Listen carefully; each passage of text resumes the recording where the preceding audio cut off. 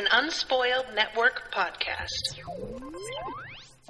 This is Spoil Me, covering Sex Education, Season 1, Episode 1. In this episode, we meet Otis.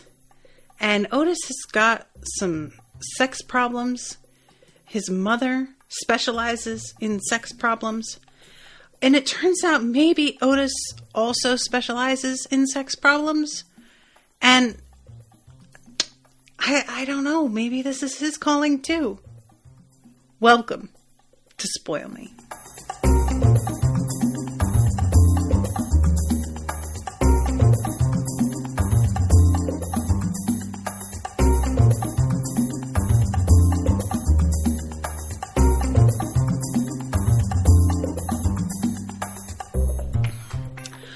Welcome to the show, everyone. I am Natasha. Thank you very much to Ashleigh for commissioning this episode. Ashleigh is here in the chat. Hi, Ashleigh. I hope you're doing okay. Everybody was worried about you. Those of you who are not patrons, Ashleigh had some health stuff going on in relationship to COVID. Forgive me, I'm moving my mic here. But hopefully she's doing better. So this episode was a... So I was just talking at the beginning of the episode earlier today, covering Awaken, which is a novel, about how I try to not find out about stuff that I'm covering ahead of time if I can help it. And this is something that it's a blessing and a curse. I really enjoy the unveiling, so to speak, of the overall plot or vibe of whatever property I've been commissioned to cover. But it also can be like odd when I'm sort of mentally, I do have an expectation, even though I don't even realize it. And so sometimes things will catch me off guard when I was expecting what not, and I get what's the opposite of not is? What is? I didn't realize what I was doing because I know that it's a different show. But for whatever reason, I had it in my head that Sex Education was going to be animated and that it was going to be something in the sort of vibe of Big Mouth. Full disclosure, I've never seen Big Mouth before. I have no idea. I have heard that it deals in like sex education and puberty and all of that. And so I think I just kind of mushed them together in my mind and got them totally conflated with one another. So when I started watching Sex Education and it was like a live action thing, I was already taken off guard. And then it's set in Britain, which I also didn't realize. And, Gillian Anderson is in it, which I had no idea. And she plays this fucking character. Man, this show starts off with a bang, literally. So we have this, the opening scene is this house with a woman sitting on the couch watching television as the ceiling gently shakes above her. And there is a sort of look to everything in this scene that would make you think it's 1980. Everybody has cell phones, so it's clearly present day, but it's very dated. This whole living room, the way she's dressed, all of it. Ash, sorry guys, if you heard that scraping, my phone charger just... Ashleigh says, it's not really in Britain, though. The school seems more American, and I noticed they seem to use pounds and euros, so definitely a little odd, but definitely a stylistic choice. Huh, interesting. Okay. So there's this dude banging this girl. Now, full disclosure, they both look like they're in their mid to late 20s, which they probably are. And so I didn't get that we were dealing with high school students until far later on in the episode. So this girl is bouncing around on top of him, and she's asking him if he likes her tits. Now, I will be the first to say that she has amazing tits. I cannot decide if they are real or not. I think they're not because they are so perfect. Yeah, I'm pretty sure they're not, but damn, nevertheless. And she is asking him if he wants to come on them, and he's just very uninterested. He is staring at the ceiling, just feeling like he is not involved with any of this at all. And she wants to do it from behind, and she says that she's going to come, and she asks him if he's going to come, and he has no reaction again. Also, he's got like full-on chest hair, and I think that's part of why I thought that they were all like far older than they are.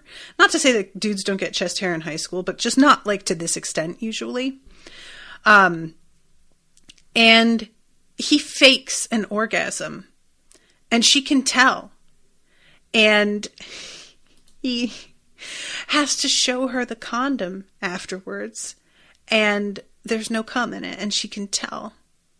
Where's the spunk, Adam? Oh my God, the delivery of that line. And we find out later that Adam is the school bully, whose father is the headmaster, and everybody knows that he has a giant dick.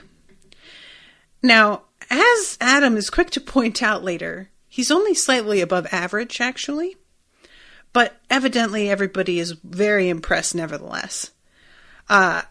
Also, there are growers and showers, and I think that Adam probably falls under the shower category. But some dudes just don't look big at all when they are not hard. And then they get hard and you're like, oh, it just comes out of nowhere, pun intended. So, yeah, he is, as it turns out, a little bit self-conscious about the fact that everybody knows that he has this giant dick. So then we go to this amazing house. Guys, oh my God, this house is remarkable. I really want to know because we see this couple that's coming for counseling later park at the top of the hill where there is stairs that go down towards the house. And I just cannot imagine that they park up there themselves and take their groceries down all those steps. There has to be a closer place to park, right? Please tell me. This house, it's like perched on the edge of this hillside looking down on the river. And it's this like old fashioned, it almost looks like a Tudor style, but it's instead of like the white daub with the brown wood, it's white wood and like a red, I don't know if it's meant to be plaster or what. Oh my God, it is so beautiful. It's really, and the inside of the house is also really cool looking. It's a nice setting for all of this to take place. So this kid we see waking up, who we find out later is Otis, he gets up and he does this like weird setting of the table with a box of tissues, a porn mag, and it's like an old porn mag. Again, with the sort of like, there's a vintage vibe to some of this, and he squeezes some like, some hand lotion into the tissues and leaves them. And it's like, he's staging it to look like he was jerking off. But it's like so obvious. And I was really grateful that later on his mom is like, what are you doing, dude? Like, I can tell. And he tries to say something to her like, maybe I don't want to talk about it. How about that? And she replies with, well, that's fine. If you stop creating clearly staged scenarios that you are wanting me to find, then we won't talk about it. And I was like, she makes a good point, sir. You can't deny that. And this dude walks into the room and says, "Oh, this isn't the bathroom." And later on, this happens again. And he reacts, Otis does, with this very sort of tired, "No, it's not the bathroom. Yeah, I know you're sleeping with my mom. Whatever." It's a very sort of depressing, honestly. No shade to his mother for, like, you know, getting her freak on. But I do feel like this has to have an effect on a kid when there's literally a new guy in your house every day, right? That would make me deeply uncomfortable, not even as like a sex thing, but personally, I don't like sharing my space with strangers, and I don't even like sharing my space with people that I know and love, to be honest, often. Like Owen, that's about where I draw the line. I often see movies and TV shows or hear from friends that they're going to have a family member move in with them, and I don't know how I could possibly handle it. I would just be very bad at it. The idea of like, I can't even like wander out to the bathroom in my own house without running into somebody whose name I don't even know, I would not like that at all. So I kind of felt for him once I realized how much this happens. So yeah, he goes down to breakfast, and then we get to see his mother for the first time. Gillian Anderson, looking outstanding with her like short crop of like white blonde hair, and she's wearing this like teal romper. She looks very thin though. She does alarm me a little bit with how much weight she's lost, but she is very casual about this whole thing with this guy. She's sort of like not wanting him to still be here. It's very clear. And he comes and sits down next to this kid at the table. When he was in a robe, I didn't really like notice him. When he comes and sits down at the table in this pair of black jeans, black t-shirt with his messed up hair, 5 o'clock shadow, very lovely eyebrows, which I've been noticing like lately is a thing because it's in style, and I don't have eyebrows to speak of. So, he is really adorable, and good for you, girl. And Otis just begins to aggressively quiz him about whether or not he is having a preemptive midlife crisis because he rides a motorbike. Do you have an Oedipal complex? And I love this. He's like, gets very sort of offended, but like, he's trying to play it cool, but you can see him just being like, what is the deal with you, kid? And then later, when he kisses her goodbye, he calls her mum by accident, and then like deeply overcorrects, and it's really just quite amusing. It's perfectly normal for a younger man to be sexually attracted to a mature woman. When you stigmatize his choice, you feed into an unhealthy narrative of masculinity in middle age.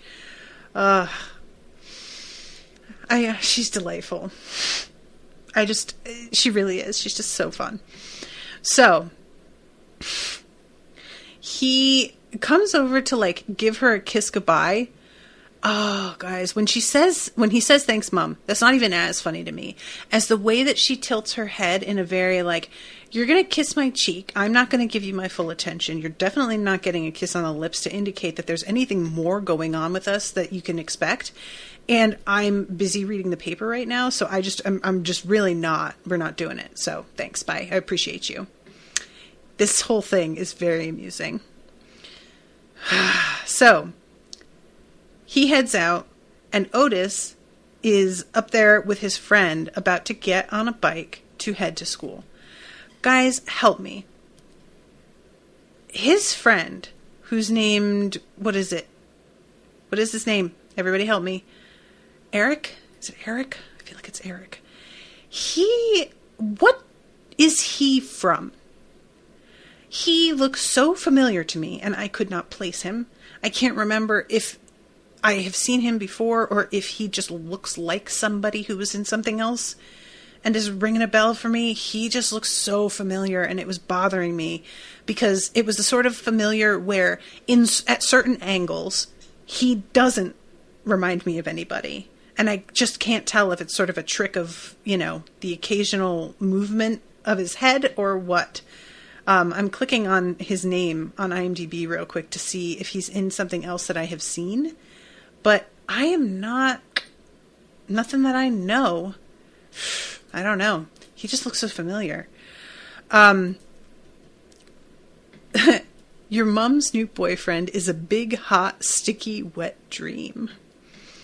And then he spots this couple, and they're getting out of the car, and he asks Otis, is that the couple that likes to do it in animal costumes? And Otis says, no, he wants her to wear a strap-on. She's not really into it. It's a classic power dynamic issue. I really am so saddened on behalf of her clients that her son knows everything about what's going on with them. It's just lucky for them that he isn't a popular kid with lots of friends that he would go around like blabbing this stuff to, because this sort of thing would become a problem. You know what I mean, guys? Like, if you had a kid who liked to gossip, who didn't really understand like the confidentiality and the need for that, or who just didn't care, this shit could really get out there, and people are extremely protective of the details of their sex lives. And for good reason, I mean, shit can be used against you. People can make all sorts of judgment calls about who you are as a person based on what you like in bed. So, like, I get it. Just as a person who personally, I don't really worry about that sort of thing that much, and I'm very open. It's, I more than I don't get it. It's more like I feel sorry for people who are really worried about that sort of thing, because what a hang up, to actually be like concerned about what people think of you. It sounds exhausting. Just do what you like. And as long as everybody agrees, it's fine. So they head out from this just amazing entryway, and they get to school. And it turns out that I think this is meant to be like the first day of their new term. And I'm looking at it and I'm realizing, like, I guess the show is purposely trying to create a sort of like vibe of timelessness with the way that they have everybody dressed. The car that couple comes up in is also like a car from the 80s, it looks like. So yeah, I think that they're just meant to make it feel like this isn't, it's like I said, they have phones in that one scene. It's not like that's not a factor, but it's a different thing than just being set in present day. So that's interesting. So Eric, we get some background on him. Eric is gay. He is much more sexually like adventurous than Otis is. And just sort of, he's at peace with himself. There's no questioning of whether or not he's really gay. There's no like sort of discomfort surrounding that or trying to hide it. And he is just really like out here for a good time and kind of seems ready for anything. And I really love him pointing out everybody's thinking about shagging, about to shag, or actually shagging. And we see this couple that it does look like the guy is literally fucking her right in front of the school. Like his pants are around his ankles. And he tells Otis, everything's changing around here. Case in point, even Maeve Wiley's boobs got bigger. Everybody has been having sex over the summer. And this is one of those things that I'm always like, did people in high school really feel this way? It's hard for me to know because, like, I lost my virginity, in my freshman year of high school? I was 14. And so I wound up having sex before a lot of my friends. And therefore, throughout high school, I never had any sort of insecurities about, when am I going to get laid? When am I going to have my first kiss? All of that stuff was just done so early that I was like, very much in my own world and not concerned with what was going on with other people in that department at all. And so when I hear about people being incredibly self-conscious about how long it took before they got to have sex for the first time, or how long it was before they had their first kiss, I know a lot of people who were in their late 20s by the time they had sex for the first time, even early 30s. And I have several friends who didn't even kiss anybody until like their late 20s. So it's just one of those things that it's like a bit of a convention in movies and television that high school kids get really worried about these sort of arbitrary markers. And I know personally how bullshit they are. You know, him saying everybody's been fucking all year, all summer long, and that's just not actually true at all. Like, a lot of kids will experiment for a while before they actually have sex. And so college winds up being when everybody is fucking all the damn time. And I think a lot of that isn't even necessarily that the kids don't want to. It's like there's a lack of opportunity because there's nowhere private to go. Or, you know, if you have a car, you're pretty much set. If you don't, though, like, you have to find places to be. It's just really frustrating. Or you can sneak into each other's houses, which is how me and my boyfriend at the time handled it. Iamtu says, I certainly didn't even notice that people were having sex. I lost my virginity at 18, the summer after my senior year. I didn't care about not having sex, but I did care that I didn't feel desirable as a black girl in Maine. Yeah, I can understand that. Rowan says, my high school was a hotbed of horniness and gossip, but I don't remember people being hung about not having done X, Y, or Z yet. Don't remember people being hung about. Is hung about a way of saying that they were like given a hard time? I don't think I've ever heard that before.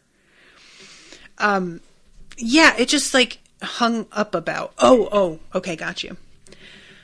Yeah, like I had a friend who, she was my best friend in high school, and she didn't have sex until I think senior year, maybe junior year. And it was just such a non-thing. You know, I was having a ton of sex, but it was never like I felt like she should be, and what's the matter with you? It was just me being like, I mean, clearly you're not interested in that yet, so don't, because that isn't the right choice for you. Like, I just took it for granted that not everybody wants to be having sex in high school. It's fine. Who cares? Like, it just didn't matter to me. And yet it's such a trope everywhere that you have to fuck. And like, if you haven't, then you're missing out somehow. And it's like, I got news for everybody. Y'all are all missing out on something. There's just no way to not miss out because you are giving your energy to certain things that you're not to others. You're choosing. And so, yeah, maybe somebody who isn't fucking is like missing out on fucking. That doesn't mean that they'll never get to fuck. It just means that they're just not doing it right now. However, there is a discussion between Otis and Eric on the way to school about the fact that he just can't jerk off. He can get hard, but he doesn't like the way it feels. And so he just lets it go away. And this is something that I could absolutely see happening if you have a mother who is really open about sex. This was a bit of a thing with an ex of mine. His parents were a bit too forthcoming with all the information when he was younger, and it made him feel really weird about it. And he got far too much up in his head, and he just couldn't relax and let things happen.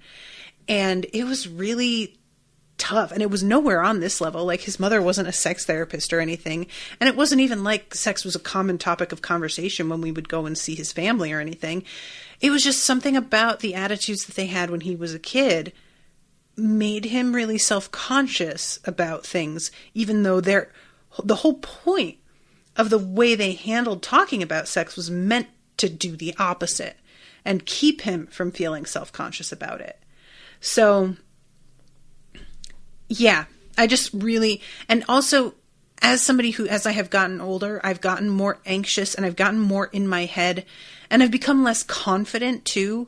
When I was younger and I was thinner and felt more attractive, I was much more able to like embrace sex as this sort of animalistic thing that was just a drive. But as I've gotten older, the hormonal drive has dropped because that's just what happens to your body. And I will definitely get up in my head more about it in a way that I don't appreciate. It is certainly not helpful to me or anyone. And yeah, I just really can understand how this could happen to somebody younger when they're surrounded by like imagery and conversation and their mom's lovers every fucking morning. You know, it's just... and she says, damn, you're not even that old, like, at all. No, but, you know, your hormones just change. And past the point of, like, 22, it's different. Sex just changes. And it becomes less of, like, this all-consuming need and drive. And it becomes more of, like, a thing that's fun. But you have to consciously make more time for it. You begin to have jobs that matter, that you can't just dick around. You start to prioritize different things. And sex stops being at the very forefront of everything you think about. Especially when you get into like a relationship and you have this like idea that, oh, well, we can't have sex tonight, but we could have it tomorrow because he'll be in bed tomorrow with me. You start to take for granted that you're going to be able to fuck whenever. And then you like look up and it's been like 3 months and you haven't fucked the whole time because every night you're exhausted and every night you're like, we'll do it tomorrow. And it just happens, you know, and it's just really, it's really annoying because I remember what it was like to like not be able to keep my hands to myself and constantly fantasizing about sex. And in some ways, I sometimes miss that like hormone drive. But on the other hand, it did take up a ton of energy and was just very draining in its way. But yeah, Ayantu says, I'm 28 and haven't had sex in 18 months. And I'm like, meh about sex at this point. Definitely. Yeah, that's, you know, it's just, it's something that you would like to. It's fun. It feels good. You find the other person attractive or other people attractive, but it's just not crucial. You know, when I wasn't able to get laid when I was like 15, 16, I thought I was going to lose my fucking mind. I was ready to have sex with the furniture, you know, like that kind of just, I'm gonna go crazy. Now, I'll be fine. I'll get around to it. Whatever. Who cares? But yeah, I do feel sad about that sometimes. Ayantu says, too much effort required. Plus, I wouldn't have to talk to a man, which is not desirable. Honestly, major factor. Like, I'm really lucky in that I found a good one. But if I was still like out having to date, oh, that would be a real problem. So they go into class and oh my God, this opening is Eric playing the French horn and he's meant to be playing like the school song, I guess. And it's just excruciating. Eric, I'm so sorry, sweetie. The headmaster says, thank you, that was adequate. And Eric says, I'm sorry when he's done. Oh my God, I'm sorry. It was so sincere and without irony. Devastating.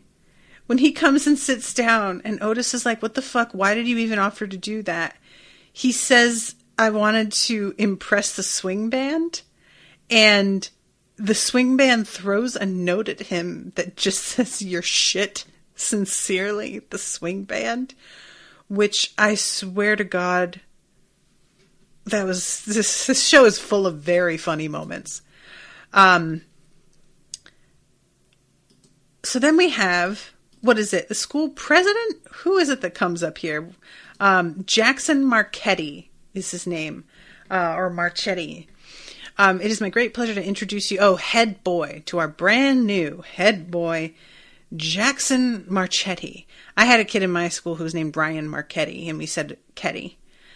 This dude comes running through in his leather jacket, high-fiving everybody. He's even got the kind of charisma that makes the headmaster like kind of loosen up a little bit. He does a split, gets a high 10 from the headmaster. It's honestly one of those moments where you could see that this kid could be absolutely insufferable, but also you can see why everybody really likes him. And later on, he's super charming to what's her name. And it's just hard to be like mad at him for the vibe that he gives off. He's just electric. He's the star, you know, he's the star of the school, and he knows that he is. And he is part of the thing that happens when people are the star of the school is that nobody can really help liking them. And this is something that I feel doesn't get across sometimes. In the tropes about high school, it's often like, oh, there's this person who's pure evil and everybody's just too afraid of them to admit they don't like them or whatever. But there's people like this who are, it's not really so much about the intimidation factor. Although that does become a thing. It's just a secondary thing. It's just about them being magnetic, really good at everything they try, or if they're not good at it, they're so charming that they make you not care that they're not good at it. They spin things really well. It's just, it's great to watch this kind of character be like the sort of king of the school when you actually seem to like him right away. Now, I'll reserve judgment. He may turn out to be a piece of shit later. Who knows? But as of right now, it just makes a lot of sense. And he is the kind of person that I feel like could hand out rules to people and they would actually listen, which is the big part of being head boy. Like if you're going to write people up in the hallways, you need to have the kind of clout where it feels like it will matter if this person doesn't listen to you, you know? So let's see. Rowan says he has a serious James Potter vibe. Oh, that's a really good way to put that, Rowan. So yeah, he just comes in and he like leans forward to the mic and says, "We're taking over." And everybody starts cheering, and then it's like a smash cut. A smash cut to Eric getting absolutely bullied in the hallway by this fucking creep that we saw fucking at the beginning of the episode, Adam. It took me a while to get where I like recognized him from because he looks very different with his clothes on. But yeah, he calls Eric tromboner. Apparently, Eric on stage got a boner in front of everybody while he was like playing his instrument. I'm so sorry, Eric, but yeah, that's just never going to go away. Sorry, buddy. I'm really lucky that nothing incredibly embarrassing like that happened to me, but I have the deepest sympathy to those for whom it did happen. So yeah, Adam takes all of his money, and this is just a recurring thing. I kind of thought, actually, that it was going to turn out to be that Adam is gay, and that was why he wasn't able to finish. I didn't even, like, consider the drugs angle. I just, for sure, because of the way that he was interacting with Eric, I was like, okay, this dude is obviously dealing with some like sexual feelings and doesn't know how to handle that. And so he's getting super aggressive with this openly gay student because he doesn't know what to do about how he's feeling. And it seems maybe that's not it, but it might be. You know, we're not very far along in the show yet, and he might be bi. Who knows? I do really enjoy how one of the popular students sticks up for Eric at one point and tells him that homophobia is so 2008, something like that. Very passé, and gets him to sort of leave Eric alone. But when Eric tries to thank him, he's like, "We're not friends," and just moves right along. It's a very good moment.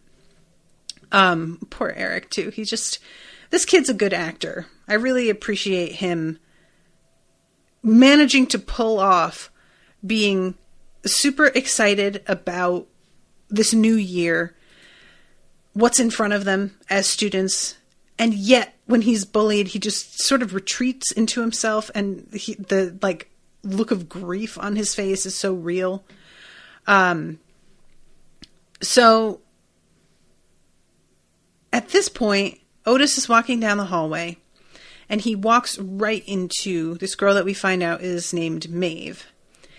And Otis has the meet cute kind of thing, knocks the books out of her arms, yada, yada, yada. And you think that there's going to be a real chat between the two of them. But instead, the head boy walks up and winds up sort of dominating this conversation, and she just sends Otis packing. And he acts like he's going to write her up, but instead he writes her a note that says, "Meet me after school." And they do wind up fucking. But he's like offering to give her a ride home, and she's not interested. She just wants to walk, and she kind of is like harsh with him about it. And he seems rather puzzled by it. I'm very curious what her deal is, because it feels like she's trying to control the narrative around herself by, like, I don't even want to say engaging in sexually risky behavior, because I don't know if they were having protected sex or not. But it feels more like she is sort of trying to embrace this thing, because people are calling her slag as she walks into school, and just generally talking shit about her because of the fact that she's having sex and is sort of open about that. And I feel like she's leaning into it in a way in order to just be like, yeah, I am. So what? Fuck all of y'all. And I sort of get that. You know, I feel like there was a part of me that was doing that a bit as well in high school. Just a weird thing that can happen where if you have a defiant personality, as I do and many people do, you just do things for the sheer sake of telling other people to go fuck themselves, even though sometimes you're hurting yourself by doing it and you don't even realize it at the time.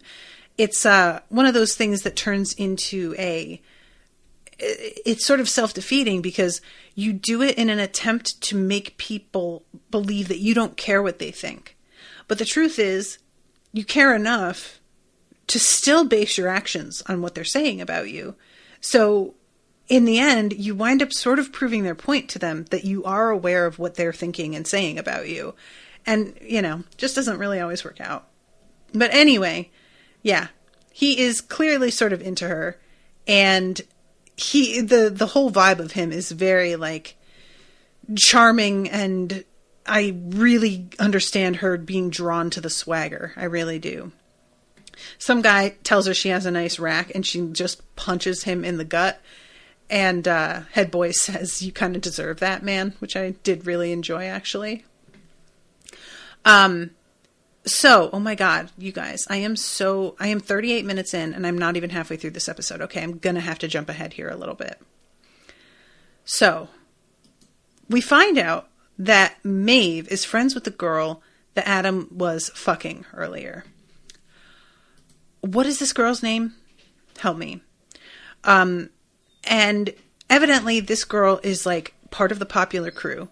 And Maeve is meant to be somebody that they mock. And so Amy, thank you, Ashleigh, Amy cannot let them know that she's going and hanging out with Maeve.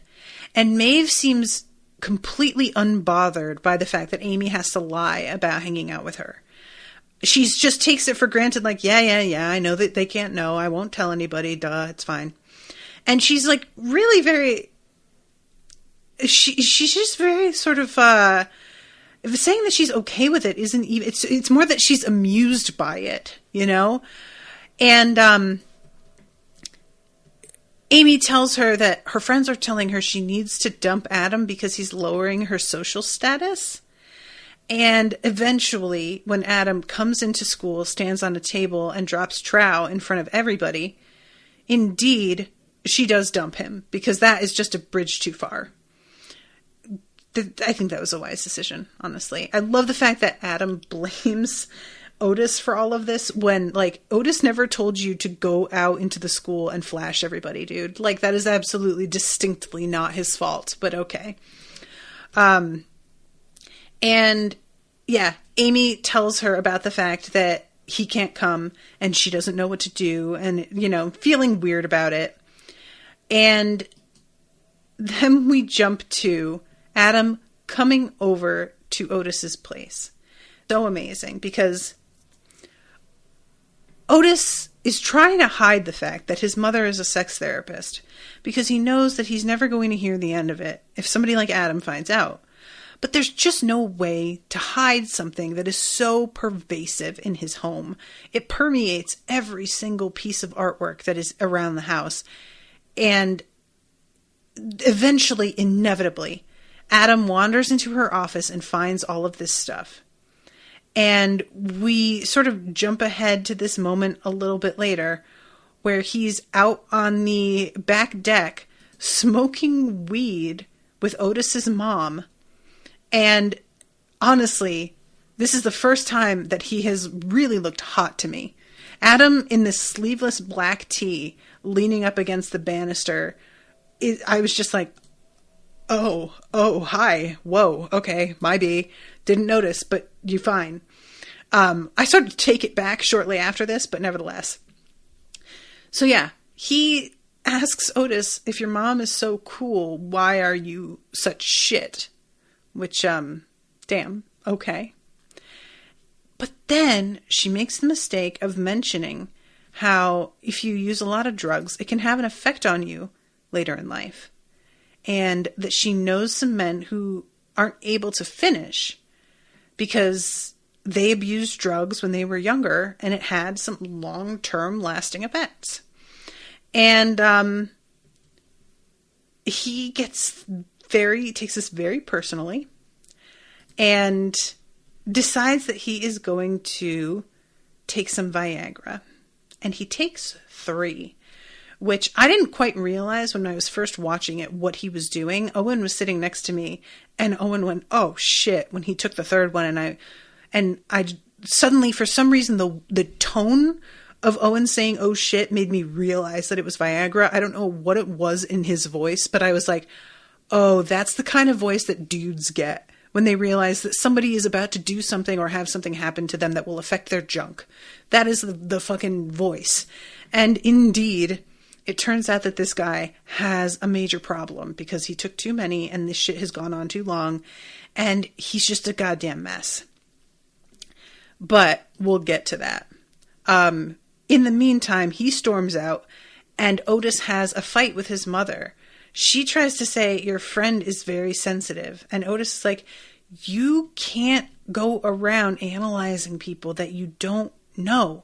We've talked about this. And she says information is empowering. And he just yells, no, it's fucked up. I did really like, though, as he yells, no, it's fucked up, she comes up to him and she begins sort of like stroking down his arms and exhaling with him. And as much as this could come across as really condescending in another person's hands, in this scene, it was like so touching to me because it felt so genuine. It really felt like, okay, mom realizes that you're actually really upset. You're not just like a little pissy. You're having a genuine emotional reaction and she wants to talk to you and she wants to calm you down because she just doesn't like seeing you upset like this. There was something so real about it for me, you know? And he apologizes for yelling. And finally, she's like, all right, are you going to talk to me about what the deal is with like the fake staging of masturbation stuff? You can talk to me about anything. And yeah, this is when he's like, you need to stop analyzing everything I do. And she says, okay, I will when you stop creating performative situations that you clearly want me to observe. And he doesn't really have a good response to that. He just says, okay, I'm going to my room because I'm angry and need some space. I really love he has lived with somebody who has taught him how to express the motivations behind his emotions and his actions to such a degree that he like very definitively illustrates what he's feeling here in this moment. And I just found that to be like, it was sort of sweet in a way, you know? So there is a moment later on where, Eric is playing with makeup and his, dad yells up the stairs that he needs to come down and help his mother. And he starts very hurriedly taking the makeup off. So I was saying that he's openly gay. I'm not totally sure if that's true, if he is with his parents or if it's just at school, or if it's just the fact like, yeah, I'm gay, but if my dad knew that I was messing with makeup, that would be a step too far, because people do draw arbitrary lines like that where they're like, yeah, you can be gay all you want, but we're just not going to let you wear eyeliner. God forbid, you know? So then we go to the scene where Adam comes, before he takes the Viagra, he goes home and Amy's waiting for him in his bedroom and gets really upset at the fact that he can't get hard. So he takes the Viagra and then he texts her at school because he's thinking that he's going to be able to fuck her and make use of this inevitable boner. Really poor planning on his part that he doesn't make sure she wants to fuck before he takes them. But he assumes that she's going to be down, and she is not. She tells him to piss off. Then we have the class where the kids all have to, because apparently there's been an outbreak of pubic lice. This biology teacher is going to have to give them some remedial sex education. So Otis winds up teamed up with Maeve, who puts the condom on a penis in like one fell swoop, no problem, and is very amused and puzzled at how, what's the word? Squeamish, really, he seems to be. But then she is labeling the different parts of the female vagina. I say female vagina, just vagina. It's not necessarily female. She's labeling the different parts and she gets part of it wrong. And he notices that and corrects her. And she's like, I think I know where the hymen is, but thanks. And I'm like, so many women get the parts of their own bodies wrong. It's just, it happens so often. It's just a shame because we're not educated well. And he finally is like, no, but you're genuinely wrong though. So he correctly labels things, and she's like a little bit impressed by the fact that he knows this stuff and seems to be giving him a second look. And in the middle of class, they get interrupted by a video that has been sent to everybody's phones and to like the TV set at the front of the class of his mother demonstrating how to give a hand job. It's excruciating, and I felt so bad for him. And he gets up, sprints out of class, and Maeve goes to find him because she was sent to find out if he's okay. And as they're standing there talking to each other, they hear some exclamations coming from this abandoned bathroom. Has a very like Moaning Myrtle vibe in here, just allegedly full of asbestos, but that has not been confirmed. It's sort of believed, I think, that they're saying it has asbestos to keep kids out of there because it's just someplace that you could get up to some bad shit, probably. And when they go in there, oh my God, I fucking love Adam is in there dealing with this boner, the boner from hell. I love when Otis sees it, he literally like runs away and tries to climb up the opposite wall to get away from it. This shit is insane.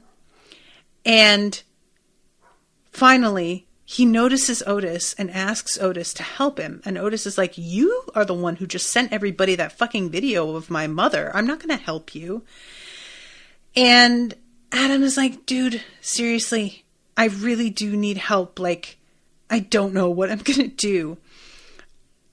Maeve suggests they get the nurse, but he doesn't want anybody to know about this, which I do understand. And finally, Otis begins talking to him about what has been going on with him. And the fact that, like, his mother struck a nerve. Maeve mentions that Amy told her that he wasn't able to come, and Adam gets this, like, really saddened expression on his face to realize that word has gotten out about this. And then he starts talking about the pressure that he's under, with the fact that he is the headmaster's son, with the fact that he has a giant dick, and everybody knows about it, and all of this stuff. And I can't stop thinking about stuff when we shag. What if I'm not good at this? What if I'm doing it wrong? Maybe she knows I'm doing it wrong. What if my dad walks in? The whole thing. And Otis tells him that he needs to sort of like stop worrying about what people think and just own the position that he's in. And the two things that are giving him grief, which is being the headmaster's son and having a huge dick, are not going to change. So he's just going to have to sort of figure out how to cope with that and own his own narrative, which becomes his sort of mantra when he's fucking Amy later. And I have to confess, if a man was fucking me and saying I'm owning my narrative while he was fucking me, I don't know what the hell I would think. I genuinely don't. I really don't know what I would think. I don't know if I would be embarrassed or angry. Like, would I be offended? Because I'd be like, hello, you're supposed to be like talking to / about fucking me. And I don't, like, I'm owning my narrative just feels totally unrelated to me, the person you are currently in the midst of having sex with. And I just feel kind of like I was not really the center of attention the way that I'm supposed to be in this moment, you know? On the other hand, no other hand, that's how I'd feel. So, Maeve sort of gives Otis this look as she's leaving that is very appraising again, in a similar way as to when he was like relabeling the vagina illustration. And there's just a sense of her deciding how she can cash in on this, which we do find out later. She has a very specific plan for. And this is when Adam walks into the cafeteria and drops trow in front of everybody. And we get it's unclear to me how real this is. I mean, he could just be stark naked and the camera is behind him, but they show enough of his dick that I was really surprised by it, because dick doesn't get camera time almost ever. It just doesn't happen. You know, pussy gets tons of camera time.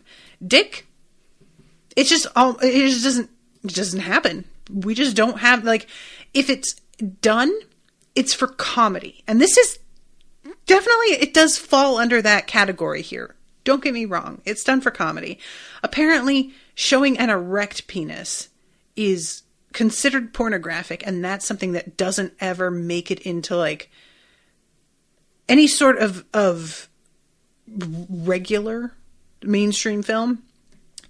We can see flaccid dick, full frontal, in, like, you know, a variety of different shows, but it's usually sort of a flash. It's not really like a prolonged scene, versus a naked woman can be tits out, pussy out, and it's up front and center for a long time. Like, it's just not really, women are just treated as if our nudity is like less valuable than men's nudity, you know, so we can just toss it around because who cares? But men are very precious about it in a different way. And this is like an up close and personal view from behind of an uncircumcised flaccid dick. And I was just like, is this actually this actor's dick? I can't tell, or if it might be a model, I don't know. And I'm really, really curious about it. It's actually just above average. And we've got all kinds of people around the school taking photos of this. And it's amazing. Meanwhile, Amy is panicking because now she knows that she has to dump him, which she does forthwith. Then he goes to the office, and his father had to call, like, explain to the cops so that he wouldn't be charged with indecent exposure. It's just a bad day. And he gets grounded for the rest of term. And there's this interesting moment right after Amy dumps him. She goes and runs to Maeve.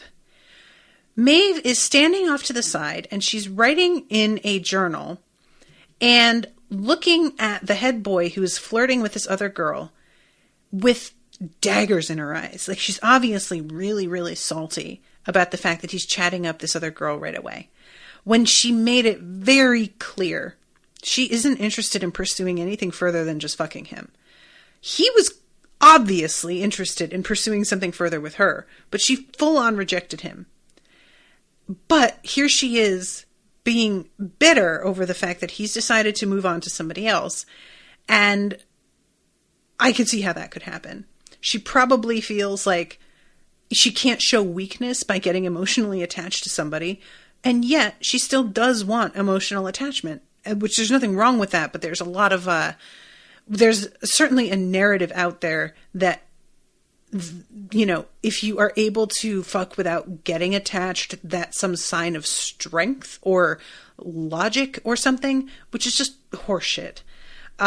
But I think that she's kind of fallen into that trap and thinks that she's proving something somehow, when maybe she actually does want to pursue a more deep and meaningful relationship, and she just doesn't really know how to come to terms with that.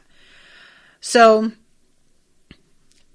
when Amy comes up to her and tells her that he was able to get hard and he was able to come, Maeve is really shocked. And she goes and finds Otis and is like, all right, dude, we are going to have to figure out a way to do something with this. But before we get there, we have Otis at home. He's looking at the illustration of the vagina alone in his bedroom. And he decides that he's going to take a moment and try and jerk off after all. And we have this weird scene where he's jerking off. The camera is sort of zooming in on him. He is staring forward with this like focus that's borderline psychotic. The whole room around him goes dark. And he almost looks like he's going to burst into tears. And then all of a sudden, he just like pulls his hands up, the lights come back up, he flops back onto the bed and is just like, nope, can't do it. And then all of a sudden, we hear his mother screaming in the throes of passion with somebody like right down the hall from him. And I was like, oh, dude. Oh, man, I can really understand like constantly hearing your mom orgasming with a variety of strangers is going to just wear on you a little bit, I would think. I am not mad at you. Like, you know, if you guys, I mean, I think we can all agree, if we were all in the middle of jerking off and we suddenly heard our parent having an orgasm down the hall, I feel like that would throw cold water over most of us. Just me. But I'm pretty sure that's how that would work. So, yeah. This isn't even like about him and his own neuroses at that point. This is about the fact that like this is not a conducive environment. He needs some like noise canceling headphones or something like that, you know. And he flops back and like pulls the pillow over himself, and he doesn't wake up until the morning, at which time he gets up and he tells his mom, I can't masturbate and I don't want to talk about it. And she seems sort of gratified at the fact that he just lays down his boundaries there. She seems to like it. So this is when Maeve comes up to Otis, and she says, well, what you said to Adam made him come. Whatever you did worked. And she points out some other people on campus. She points out to the lesbian couple. And she says, do you see those two over there? The one on the right has never been in a lesbian relationship before, and she's terrified of her new girlfriend's vagina. See her? She believes that flicking the bean might make her clit drop off, but she hates herself and just can't stop wanking. And she's reading a book. I wish we could see what it says on the cover of that book, because it looks like flesh is like in the picture on the cover, but I can't tell what of. Is it boobs? Is it a butt? I don't know what's going on there. And then she points out the other couple that are kissing and the guy is scratching, and she says, yeah, he's definitely giving everyone pubic lice. And the students at this school need your help, Otis, and we need their money. I haven't really worked at the details yet, but I'm good with numbers, so I'll deal with the business end of things, and you can do the therapy. We'll charge for every appointment and split the cash.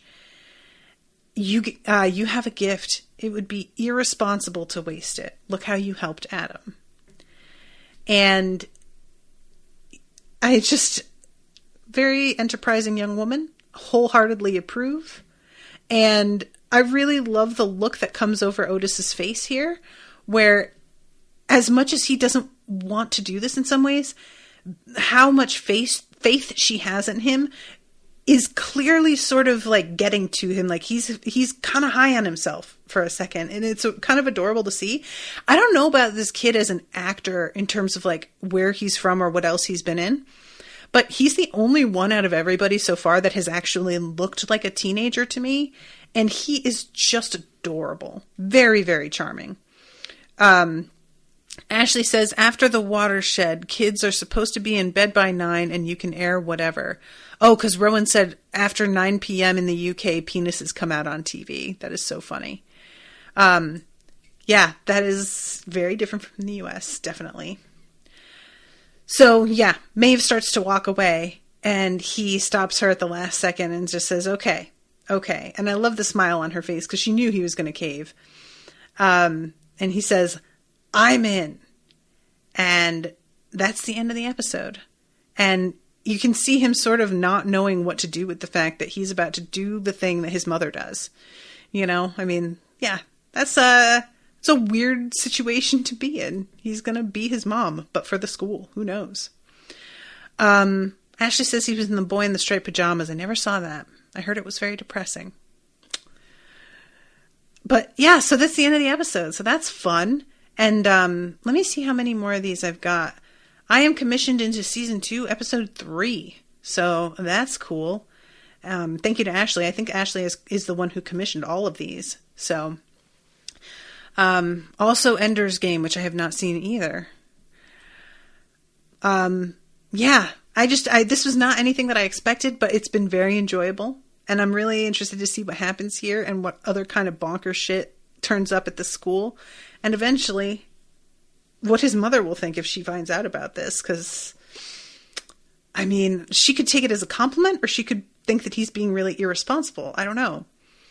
Anyway, all right, I have to wrap. But thank you guys again so much for listening. And thank you to Ashleigh for commissioning this. Hope you're enjoying the coverage. And I will see you again later this week with a new episode. Until then, toodaloo, motherfuckers.